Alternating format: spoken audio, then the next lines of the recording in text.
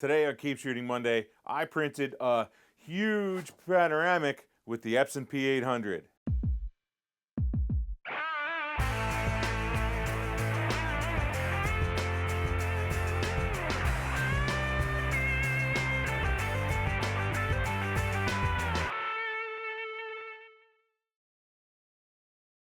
Hey everyone, welcome to Keep Shooting Monday number 124.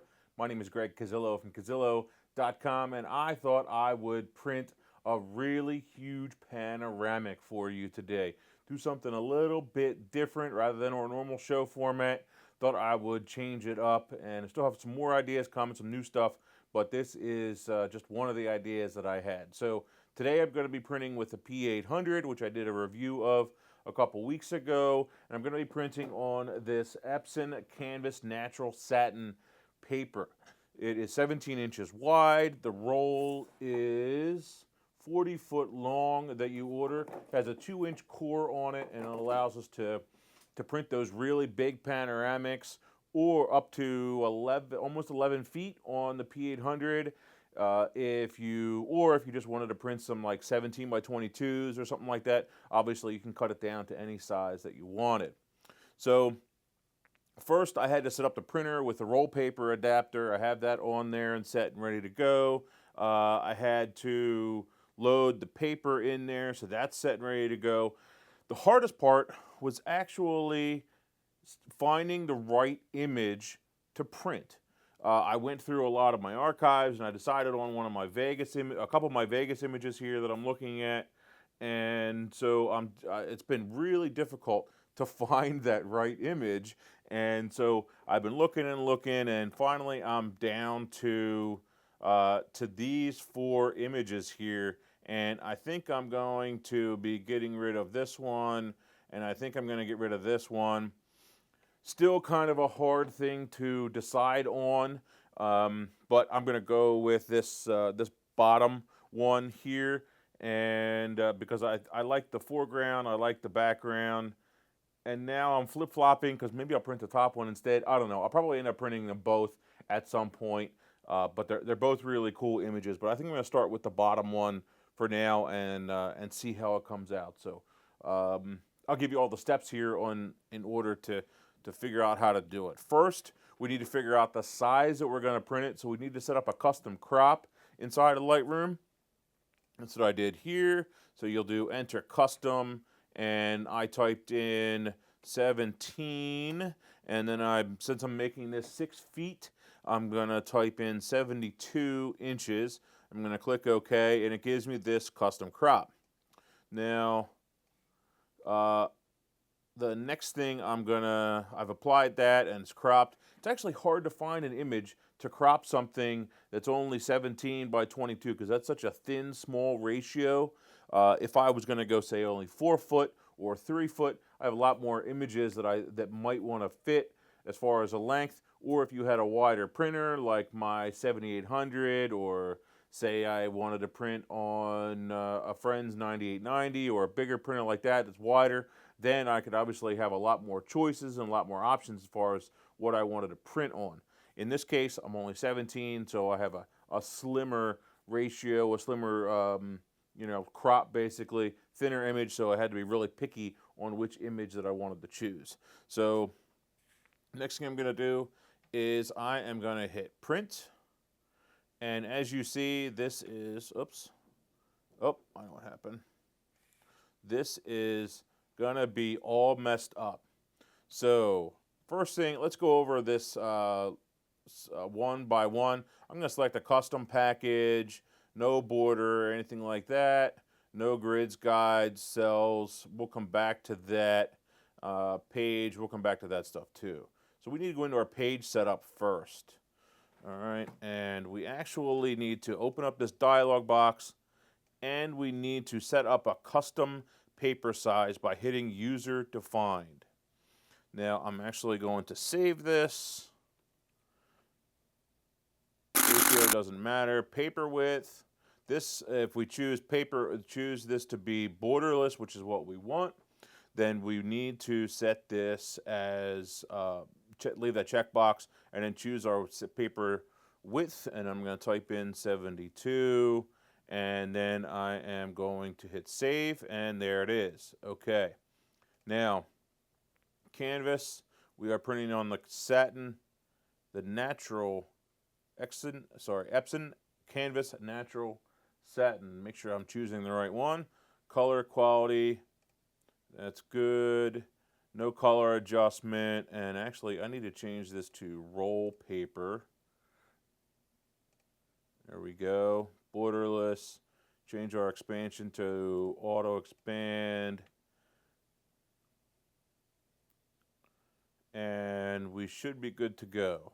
We click OK. Now, for some reason, I don't, 17 by 22. For some reason, when you click OK, those paper sizes are not immediately shown here in this box. So what you have to do is click OK, and then you need to come back in here again and choose 17 by 72. Now we're going to be able to check and make sure that all these options are perfect, so we'll be able to make sure of that when we hit print. So we're going to choose this as landscape. Now we come back in here to our cell size, and we type in 17 as our height, and we type in 72 as our width, and there it fills it. Now we're going to take our image and we're going to drop it into the box, and it looks exactly as we want it. Choose our page. We don't want any watermarking or anything like that. Then we choose our print job. Print resolution, you want to choose 270 all the time when you're printing to an Epson printer. Print sharpening standard, I'm going to leave this on glossy. Now I need to choose the correct printer profile. This is the most important step to making sure that your color is accurate. I'm going to choose other, and I get my dialog box, and then I just need to click on this button so that it's shown. SC P800 series exhibition canvas satin. PK means photo black. We click OK. Now that option is shown inside of this drop down, so I'm going to choose that. Go back in here to our print dialog box, just double checking everything. So we have our natural satin, which is the right paper, in color quality, no color adjustment, roll paper, which is good. 17 by 72 is right, expansion. You can hit print preview if you're worried about it, but I'm not. So I'm going to hit OK, and my light black is low. So what may happen is it probably is going to start printing, and then it's going to yell at me and tell me to add more ink and to replace that light black ink, which should be fine. I'm not 100% positive of this, but it's done that before on my other printers. My 3880, it did that before to me. I think it did it on the R2000, and I'm pretty sure I did a big print at one point on the 7800, and it was the same. So we're going to click OK, and we're going to see what happens. Printer is low, that's okay. And it is starting to print. Excited to see how this thing's coming out. It actually leaves about an inch and a half border on that side, which is fine. Not an issue at all. You're always going to have some waste, and it actually makes it a little bit easier to mount and frame if you do have that little bit of border around the outside. As predicted, I do have to replace a cartridge. I thought that's what was going to happen. Luckily, I have it in stock, so I'm going to go ahead and replace this. This is a really awesome feature because it basically allows me to use up every little bit of ink out of this cartridge, which, they cost a decent amount of money. But you know what? I'm able to use every little bit of it rather than having to worry. Is it going to get screwed up mid-print? You know what I mean? But so far it's looking really good. One thing that I always do before I insert a cartridge, this is actually recommended from Epson too, is shake it. You want to shake that cartridge a little bit. Let me zoom you out a little. There you go. You want to shake that cartridge a little bit before you insert it, just to make sure that it hadn't settled from shipping or from whatever. So I'll shake that thing a little bit. Go to proceed. Proceed, open the ink cartridge cover. There we go. So my second one, by the way, the display on here shows you the exact position of those cartridges also. So we are going to hit our light black, which is our third one. We've shaken that up sufficiently. Put it in the right way. You can't insert it the wrong way, which is pretty cool. Save these because you can get a rebate on them. I actually take them to Staples and get a little bit of money back on cartridges. Close that cover back up. Let's see what happens, because I've never done this. This is the very first ink cartridge. It just continued printing. Oh, it's got to recharge. This is the very first ink cartridge I have had to put back into the P800 since I got it.